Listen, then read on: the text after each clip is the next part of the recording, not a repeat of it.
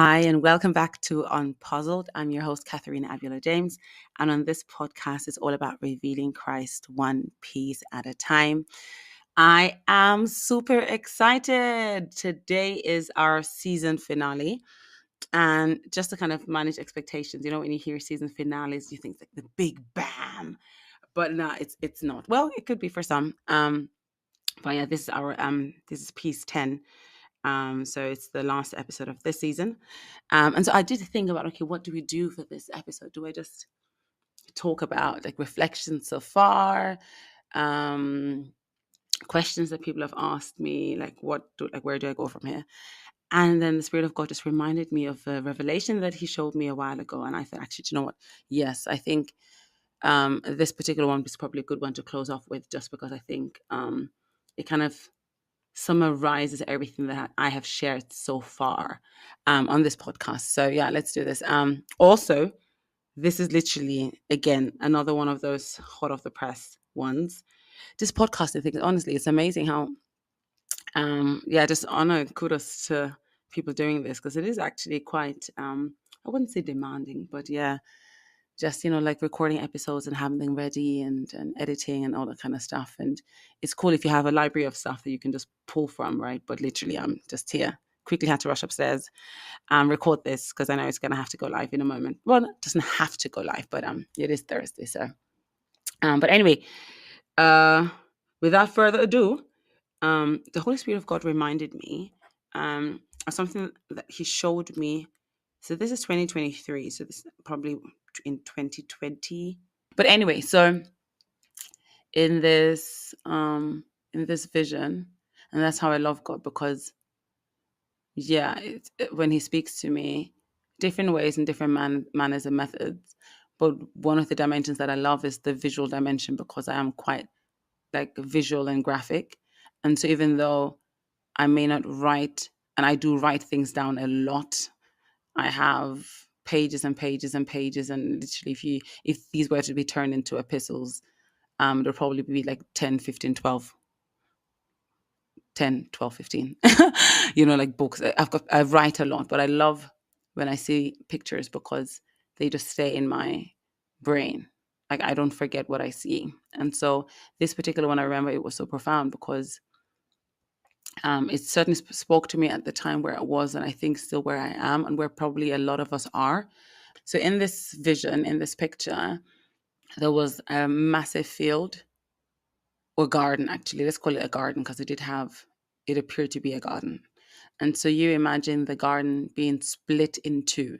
I'm trying to be as descriptive as possible so that you can see what I saw, which is why I'm trying to speak slowly and take my time. But imagine a garden, and imagine it being split in half. So just imagine this invisible fence in between, right in the middle.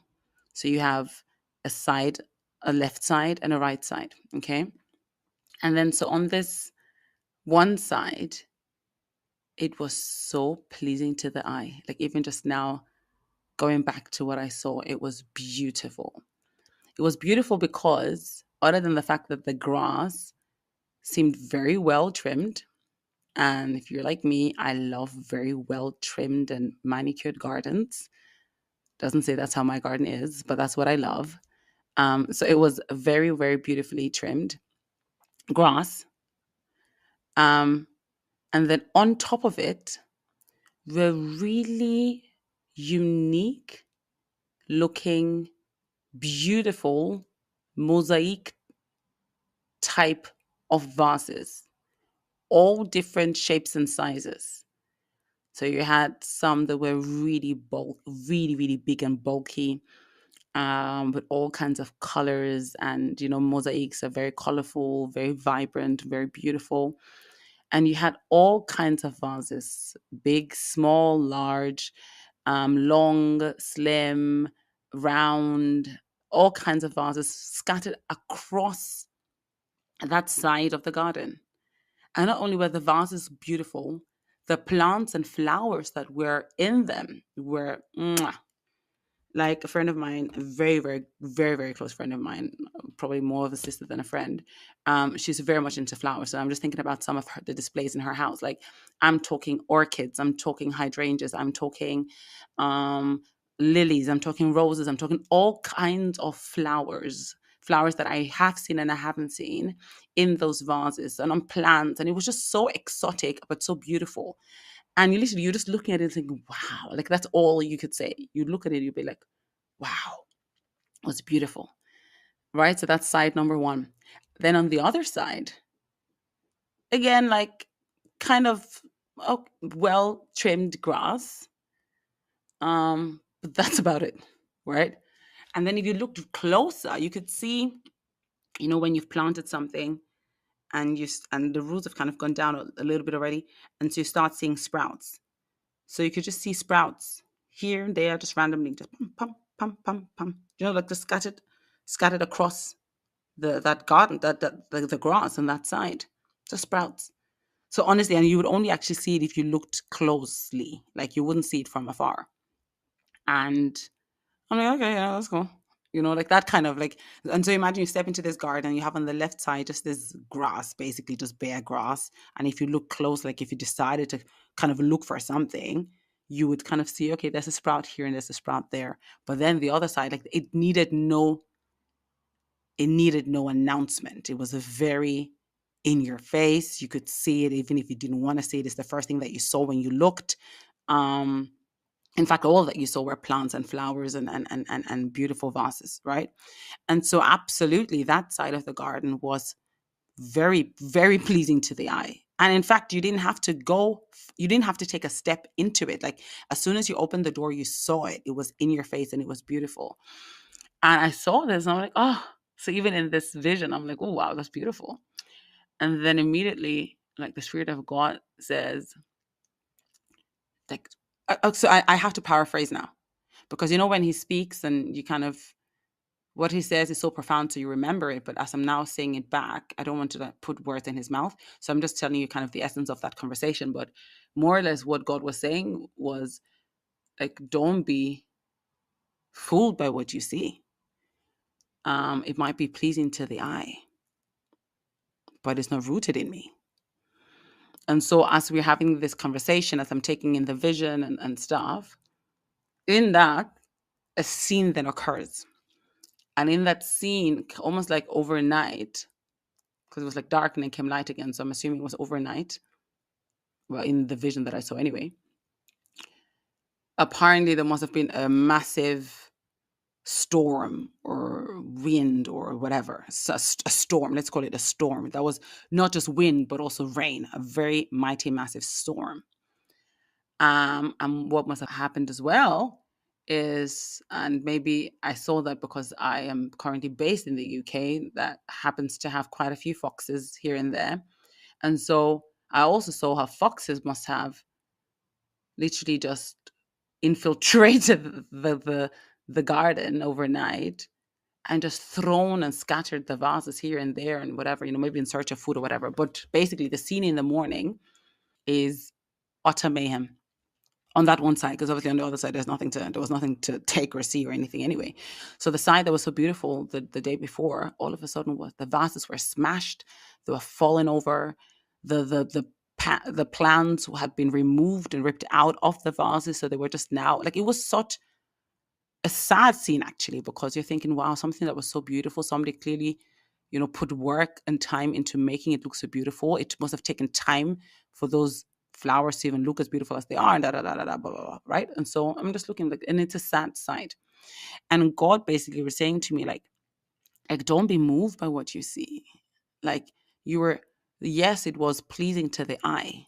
Yes, it was aesthetically beautiful. Yes, it was vibrant and colorful. But it then starts to break it down to me. And I pray by the Spirit of God that you'll catch the message here. I started breaking it down to me and started saying things like, okay, first of all, almost as though the field that with the vases and the flowers and that looked pleasing and aesthetic to the eye is what most of mankind would gravitate towards. Why? Because it is pleasing to the eye. It is beautiful to behold. It almost looks as though, yes, this is it. this is what we're trying to do here. This is what we're trying to achieve. Like this is what good looks like, kind of, to most people, because it looks beautiful, it probably smelled beautiful as well. But God now said to me, do you realize that none of the flowers and the plants were connected to the soil, to the actual, like, the grass, the ground, the soil?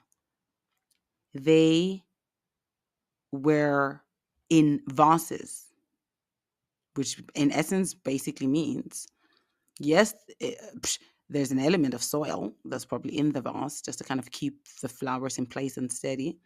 But not only were they not connected to the source, the main source, like the grass, the field, they were put in a vase, so they were limited as to the amount of water, the amount of soil, or the amount of whatever it is that they need to grow and be whatever they were meant to be. That was limited. It was restricted because the moment they were put in a vase, you've basically says, I'm going to limit you. You can only grow as much as this container allows you to grow. Also, what that meant then was that their lifespan was already shortened, because everybody knows, if you go to the florist and you buy flowers and you buy whatever you buy, there is literally an expiry date there.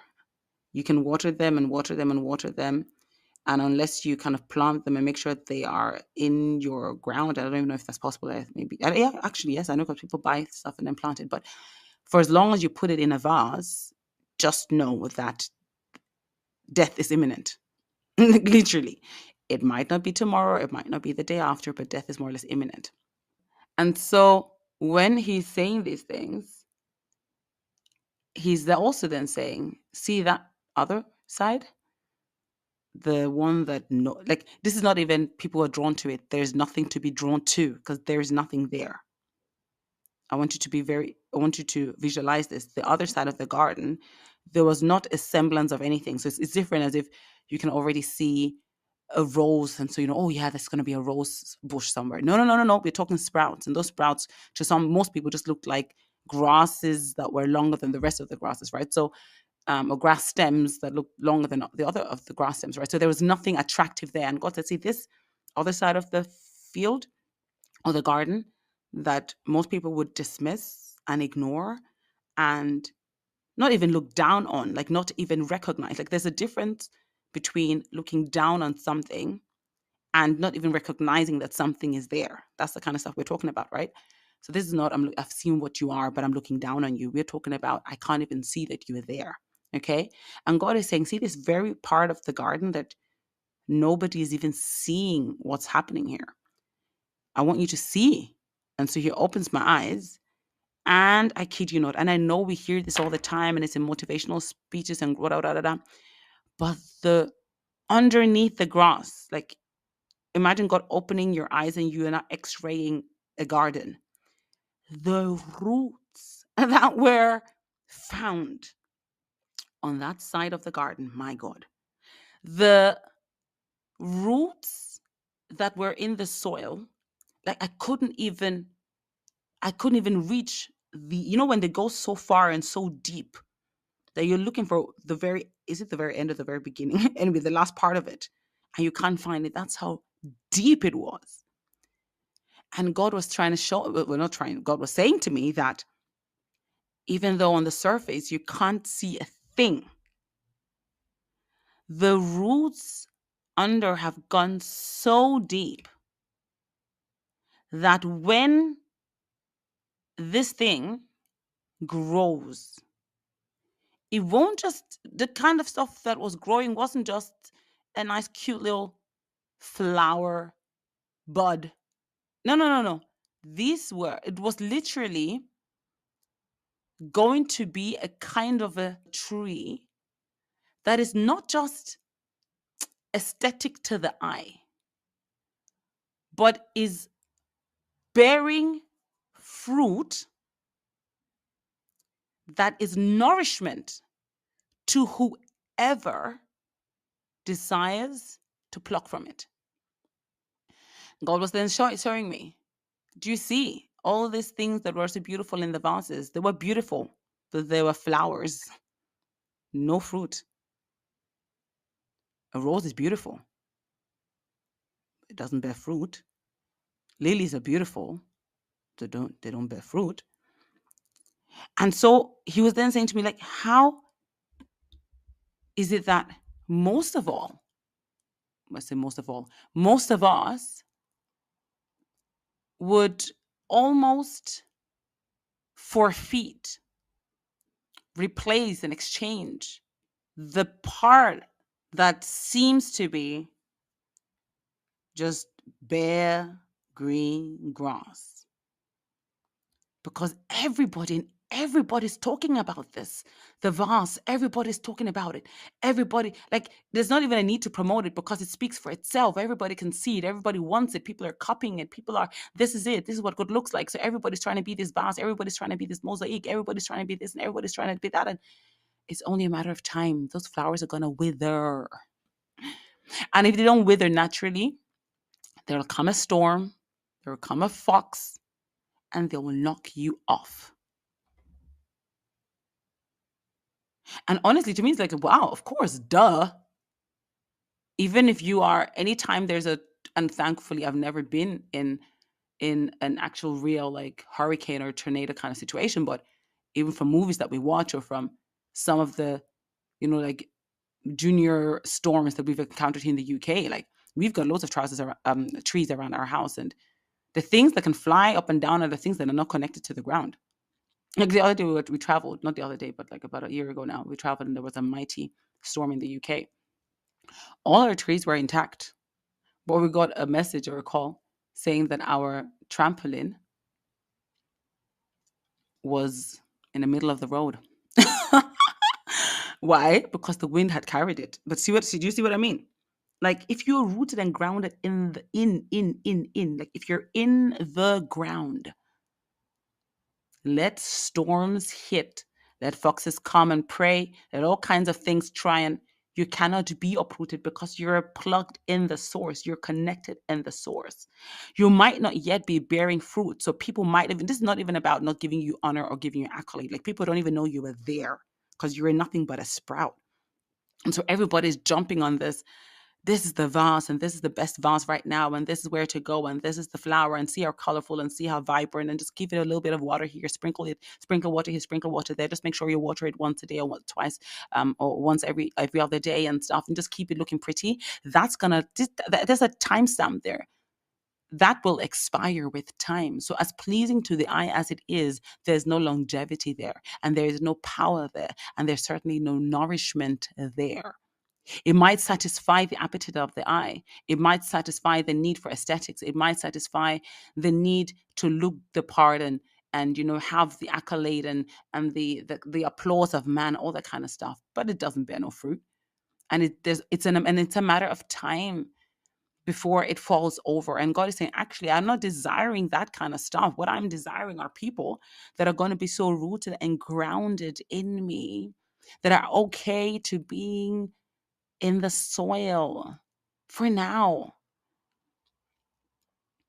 Like, be okay, and not just be okay hypothetically, be okay to say I'm okay. No, like literally what that means is, with every prophetic word that God has ever spoken to you, with every promise that he's ever given you, with everything that he's ever said to you, and nothing in your actual environment is even pointing towards the reality of any of those words that God has spoken.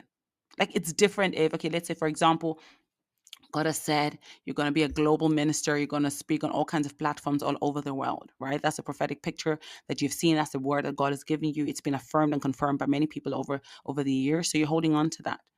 It's different if, okay, you're not living life and you've got a few speaking engagements here, a few speaking engagements there, like leading this, leading that. Like, it's different. So even though it's not the full promise, you can see that, okay, this is a semblance to what God is saying. Like, I can see how God might just want to blow that up and magnify that, and an audience of 1 becomes, or an audience of 10 becomes an audience of 100 and then 1,000 and then 10,000 and God knows how many. Like that's different. I'm talking about there's not even the audience of the one. Like this is different. Like this is, yes, you've got, you're full, you're packed, you're full of words, like wow, you just need a mic and you'd explode. But there's not even the could you come? Because there's not even the recognition that anything is there and being okay with that. Like being okay with that. Being okay with being, and it's not even just underground, like being in the soil. And not just in the soil, when roots are going down, like you are going down. Like this is not the, okay, I'm just here on the surface. I'm just gonna, be here until God wakes me up. No, no, no, no, no. You're not on the surface. You're in the ground, not even in the ground, only you're going all the way down and being okay with that. Especially when you are surrounded by people, when your reality is everything and everyone around you seems to be one of those vases. Some of them tall, some of them short, some of them thin, some of them thicker vases, some of them round vases, some of them square vases, some of them carrying orchids, some of them carrying roses. Like, and it's beautiful, and you can see it, and they can see it, and everyone is seeing it, and everyone is talking about it, and you are nothing but a sprout. And literally, I was so convicted by that vision or revelation when I got it because, yeah, duh. I always say to God, listen, it's different. Like everything I'm expecting isn't just because, oh, yeah, I'd like this to be my life. No, no, no, no, no. God has shown me things. God has spoken things. So I write these down. That now becomes my expectation, So even the scripture that says, for the joy set before me, all that kind of stuff. When people talk about vision boards, it's not just random things, certainly for me anyway. What I'm writing down on my vision board, what I'm writing down and making plain is not what I am just coming up with. Like, these are things that God has laid upon my heart that I am now looking forward to. I always say to God, listen, there are certain things I wouldn't look forward to if you didn't put them in my heart. The only reason I'm expecting is because you showed it to me. Right? But imagine that. Imagine God painting this picture and you can see it and it becomes so real, and it is this realm of the spirit that you have lived in. It is your reality in the spirit, certainly for now. And then now looking in the natural realm, there's not even anything. People say in endurance, always say, like, there's nothing to write home about. Like, there's nothing to even say that this is that. This is that. And God is requiring us to just trust him completely. People talk about trust the process. People talk about what you do in the waiting season, all that kind of stuff, because literally what God is saying, yeah, you might, I don't want you to be aesthetic to the eye just for a moment. I don't want just people to behold you and say, oh, how lovely and how nice and how cute and sweet. Okay. And so he's saying, no, I want you to bear fruit. And I want you to bear all kinds of fruit so that when people come to you, people will come with different needs. And when I say needs, I'm not saying people will come and say, I need butter, I need bread. People will come, and some people might need compassion. People might come and people might need words of wisdom, direction, counsel, all kinds of things, both tangible and intangible. You won't be able to give that if you don't bear that fruit. And you won't bear that fruit if you don't let that fruit grow in you. And that fruit's not going to grow if you don't let the process take place. Everybody looks at, like, in front of our house, we have this massive, I don't think it's an oak tree. I have no idea what kind of tree it is, but it's a tree that is apparently over 150 years old. We just protect it so you can't even cut it. And I get it, because it would have taken God knows how long for it to even become this majestically beautiful and so solid and firm that you build around it. You like right now, you can't just say, I'm just gonna build something. No, no, no, no, no. You're gonna have to build everything around it. It's not going to be uprooted for you to do what you want to do. That tree is rooted and planted. And what God is saying, that he wants us to be so rooted and planted in him, trusting that what is a sprout? What is a sprout? What is, to some, not even sprout, to most it might just be ordinary grass that people trample upon. Do you know when you have a flower bed, when you go somewhere, a public garden, a private garden, a zoo or whatever, and there's the flower beds, I have never, not human beings anyway, not that people don't do it, but I'm talking about beautiful gardens. Even criminals walk around it. Thieves walk around it because there's always an alternative path. It's rowdy and rebellious and God knows whatever people that will just stomp on the flowers, uproot them, trample upon them, do whatever. No, no, no, no. Most people, you find a path around it. Grass, you don't think twice, unless it says, do not walk on grass. And even then, we still find ourselves walking on. Why? Because grass seems like you can trample upon it. Just walk on it. You walk across. Oh, I forgot something. You walk back. Ah, it's actually there. You walk again. If it's a flower bed, you walk around it. So absolutely, yeah. With that, we're conditioned. This flower bed is beautiful, but it's beautiful to the eye, but it bears no fruit. In fact, it gets cut off and I'm put in water just to kind of move its location from being outdoors to indoors. But it bears no fruit. And the flower that was the flower bouquet that was as gorgeous as could be, when it dries up, period. And then it becomes a beautiful dry bouquet. And that's about it. And then either goes in the bin, or if you're into that kind of stuff, you leave it in the house for however long before you decide. It ultimately goes in the bin, you know. I'm going to say he doesn't just want us to be aesthetically beautiful flower bouquets, flower beds, vases, flowers in vases. He wants us to become fruit bearing. So we need to allow him take us on the journey of bearing fruit. Not just any kind of fruit. The fruit that you bear is determined on the seeds that you carry. And the seeds that we carry is our Father's seed, his DNA, his substance. And so we need to be okay with maybe sometimes not being seen, not being recognized, not being celebrated, applauded. Like, to me, sometimes it's like, okay, I always, because I put myself in that position, like, or in that frame of thought where there is a kind of sadness that comes with not receiving an applause when you think you're due recognition. But imagine not even being recognized. To get to a place where there is nothing but trusting that no, this is but for a time. And it's okay to not be recognized, and it's okay to not be applauded, and it's okay to not be seen because of the work that God is doing within. That is going to last.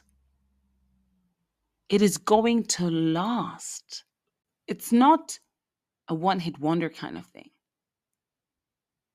And I think too many people, maybe due to the pressures of life, and obviously, I mean, there's the innate lust of the eye, lust of the flesh, and the pride of life, which is innate in us, which only the Spirit of God can kill and replace with selflessness and the desire to just always be in God, with God, and in his will and that kind of stuff. There's that. But then there's all the, and all, there's all internal factors, like just my need for recognition, my need for accolade, my need for, like acknowledgement, whatever it is, there's that. But then the external factors that absolutely celebrate that kind of mindset and lifestyle, because we can see that, yeah, there is something about self-promotion. Let the world know how great I am. Let the world know how productive I am. Let's show it off. Unlike before, social media is helping. Social media is a tool of self-promotion. You can use it, Say what you want to say, promote yourself, be out there, let the world know you, let the world recognize you, let the world celebrate you. And it seems to be working. And the people that are enjoying that kind of life seem to be doing great. And they're living the life that you've always wanted to live. So why wouldn't you follow in that template? Why wouldn't you want to follow in that footsteps? It's literally a how-to guide. Why wouldn't I follow it? And God is saying, actually, you can, but it won't last. Because what I want to do exceeds this kind of realm. What I want to do, and the part where it says, seek ye first the kingdom of God and his righteousness, and everything else shall be added unto you, I think is also pertinent here, because don't worry. People will know you and people will recognize you. But by the time I'm done with you and I've worked on your heart and I've turned you into the person I want you to become and be, even people's recognition of you won't matter to you. People applauding you won't get to your head. People celebrating you, people shouting your name, people referring to you, people wanting to know you and being around you, and your name being all over the world, and being invited to all kinds of events and being on all kinds of billboards and posts. All that kind of stuff won't matter to you. It won't get to your head, because the stuff that would have caused for that to matter to you has been killed in the place of growth in God. Like, God is chiseling things, like he's getting rid of certain things, so that when he is then glorified through us, it is about him and not about us. And we hear these things, and I hope that through this picture, it's just a different way of saying the same thing. God wants us to be like him. He wants us to look like him. He wants us to think like him. He wants us to speak like him. He wants to live his life through us. And that it's not a choice that you make. Okay, I'm just going to dress like Jesus, speak like Jesus, do the stuff that he asked me to do. Yeah, you'll do that with no power, which is what we're seeing in the body of Christ now, which is what we're seeing. Aesthetic to the eye, but no substance. Pleasing to the ear, but no substance. And God is saying, yo, just chill. Yes, there'll be a period of you being nothing but grass, you but being nothing but sprouts. You going so deep where for a year, 2, 3, 4, sometimes 5, 10, 15, nothing seems to be happening, but on the surface. God is doing an inward work that by the time it comes forth, it shoots forth, it sprouts, it now booms. My God, there is no stopping it. And not only not stopping it, because those kind of things are not just pleasing to the eye, they're bigger than you. Because you all of a sudden imagine this tree that is so fruitful, all kinds of fruit. Obviously, we're talking about spiritual fruit, but just try and visualize this tree that bears apples, strawberries, oranges, all kinds of fruit. You just imagine. I know that's physically, biologically not reality, but just imagine that. And so those that like apples are plucking the apples. Those that like banana, plucking the banana. Those that need strawberry, grab the strawberry. And those fruits are nourishing, full of nutrients. They're satisfying. My God. And there's more growing. Like, it's not as if that's it, just one off. No, there's more. You just imagine that. And now imagine those fruits being everything that God is. How else will people know God if not through us?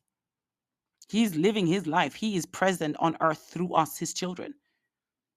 And so if somebody needs the fruit of forgiveness, patience, whatever it is, let them pluck from you and eat from you.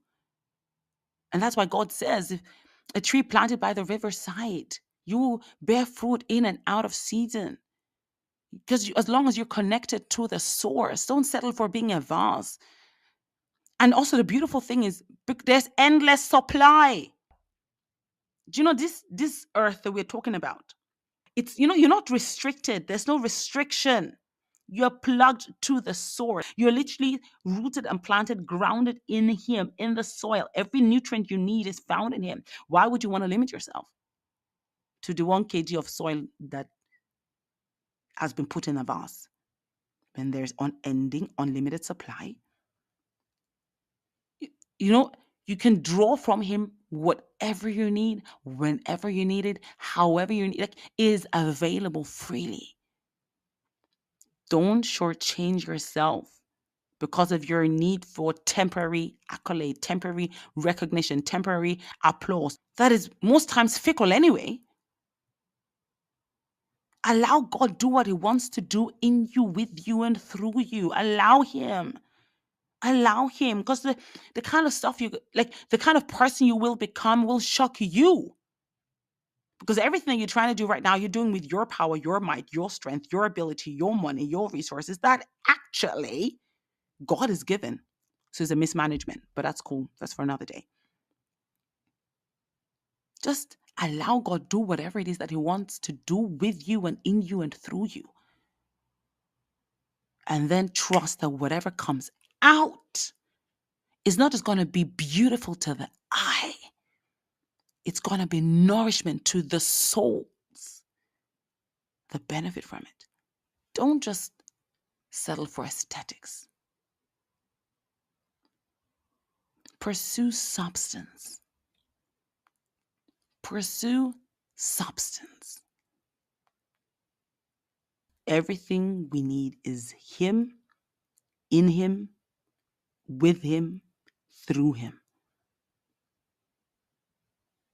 And because it is, it has no expiry date, there's longevity, there's potency, power that comes with it. There is life that comes with it. Allow God, and it's hard. And trust me, I'm there. It is hard. But that's why God gives you a word to hold on to. He gives you a promise to hold on to. And just even this week, because what I tend to do is like, just before like the day starts off with my family, I go for like a walk. And I've shared this before, I go for a walk, a prayer walk, whatever. And a few days ago, I walked. Just normal walking. And then for some reason, I noticed this hazelnut on the path. I walked past it because it was so like, I just, when you take notice of something. So I walked back and I picked it up. And the Spirit of God then said to me, even on the path to the promise, there are things on the path that he wants to give me. And it was such a profound message because we've got the promise, which is what God has said, and we have the path that leads to the promise. And so many people get frustrated because you can see the promise, you can hear the promise, it's been prophesied, people have shared it, you've got so many words that God has spoken to confirm that this is it. And so we despise the path. It's like, yo, when's this going to happen? Listen, like, I need you to actually walk this path, because on this path, I'm building you. On this path, I'm shaping you. On this path, I'm making you. On this path, I'm removing things that need to be removed. I'm adding things that need to be added. I'm changing things that need to be changed. I'm working in you and through you. So don't despise the path, but also recognize that on this path, there is provision, yes, but there are spoils. On this path, there are spoils for you to pick up. Like, I am literally blessing you. I've literally groomed the path with things, bits and pieces for you to benefit from. Imagine like he's decorated this path with things for you to literally take with you, so that when you arrive at the promise, you're not arriving in quote empty. You can arrive there full, because you would have acquired tangible and intangible things on your path. And so this whole season is not about twiddling your fingers, oh, it's me, oh, why is it taking so long? And no. Like, open your eyes. There are things that you are picking up, other than the fact that there's an inward work that is happening and you are changing and becoming more and more like him, which isn't necessarily always tangible because it's change and inner change. But there are absolutely things that he's doing on this path. Don't deprive yourself of that. Yes, in anticipation of the promise, in anticipation of the realization of every word that God has ever spoken. Like, enjoy the path. Let him do what he needs to do in you and through you, but also recognize that, yes, on this walk now, it was a hazelnut, but imagine it was, I don't want to talk about houses and cars, but you know what I mean? Imagine it's it's oil. Imagine it's, I just thought about when I saw this, I thought about spoils, and back in the days where the silver and the gold were, and all the things that once people had conquered the land, they were able to take in all the spoils. And so when I was seeing that vision, almost like thinking, okay, wow, this is what God is saying. Like, when they say the wealth of the wicked is for you, and everything there is belongs to the Lord, and da da da. Like, literally, as if it's this, okay, I'm walking on this path, and there's something here, and it's for the taking. So, okay, group, I'm gonna grab that, and I keep on moving, and there's something else. Oh, sorry, that has a name on it. Okay, so I'm not gonna touch that, and keep on going. Oh yeah, it's up for the grab, so grab that. And I realized, hold on, this one that we are waiting for the promise, doesn't mean that, okay, this is it. Until the promise comes, I'm just gonna parachute my way, or just boom, just land there. No, we're not going to be, unless God desires to do so, but we're not going to be transported there. We're going to have to walk a path there. Like, if I want to go from here to Sainsbury's, here to Waitrose, here to M&S, I'm not going to all of a sudden arrive at M&S. I'm going to have to walk. I could walk it, I could ride it, I could drive it. So on that path, there are goodies to be picked up. There are lessons to be learned. There are things to be dropped, but there are things to be acquired and picked up. And so don't despise the path to the promise. Be sensitive. Yes, there's no sprout that is visible. Yes, there's nothing to write home about, in quote, yet. But know that even on this journey of intimacy with God, on this journey of becoming more like Christ, on this journey of nobody sees me, nobody knows me but my God. Like, my desire is not even to be known. My desire is to be everything God has called me to be. And I trust that when He is done, He will glorify Himself through me. Say that again. He will glorify Himself through me. He will choose this vessel to glorify Himself. And so, as this is the last episode, I really wanted to share this. It's okay to not be seen. It's okay to not be heard. It's okay to not even be noticed and recognized, anything like that. First of all, your Father knows you. Your Father loves you. Your Father is pleased with you. And the kind of stuff that He wants to do in you, with you, and through you will require you to be in Him, hidden in Him. Hidden in Him. Don't trade aesthetics for substance. Let God do His perfect work in you so that He can be glorified in and through you. So I hope this blessed you. I can say it's been such a learning curve actually doing this. But what I love is literally, like I said, I share the pieces that God reveals to me, which makes it easy to share. I think it's all the other stuff that happens. The editing, the publishing, that kind of stuff. But I really hope that not only this episode, but every episode that you have listened to thus far has really blessed you. If you haven't, I'll encourage you to maybe start, like, they're not necessarily always connected like that, so you can start randomly. But I will advise, if you haven't followed us, do listen to the episodes methodologically, because some of the things that I say make sense if you had listened to a previous episode, maybe. So but yeah, either way, I'm just so grateful first of all for the opportunity and honor to even share what I've learned. And I really pray that it blesses you. I really hope that it challenges you on your walk with God. I really pray and hope that it stirs up in you a desire to know Him more. And as you know Him more, you love Him more, and la da da da da. But ultimately, it's for Christ to be revealed in and through us, and it's a privilege, it's an honor, and sometimes it can be hard and tough, because the reality, when I say reality, like your actual natural state, sometimes does not look anything like what God has said.